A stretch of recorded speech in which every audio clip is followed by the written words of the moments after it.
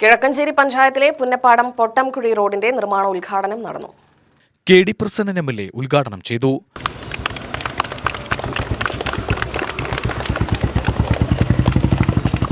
നമ്മുടെ നാടിൻ്റെ ഏറ്റവും പ്രധാനപ്പെട്ട ആവശ്യങ്ങൾ വേർതിരിച്ച് മനസ്സിലാക്കുന്നവർ നമ്മളോടൊപ്പമുള്ളപ്പോൾ നമുക്ക് ഇത്തരം കാര്യങ്ങളെല്ലാം നിർവഹിക്കാൻ വേണ്ടി കഴിയും.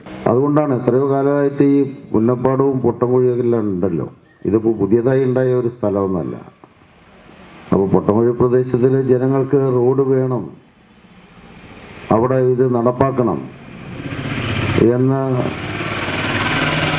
മനസ്സിൽ നല്ല തോന്നലുള്ള വീക്ഷണമുള്ള ജനപ്രതിനിധികൾ ഉണ്ടാകുമ്പോൾ ആ പ്രദേശത്തിന് അത്തരം വികസനം വേഗത്തിലെത്തും.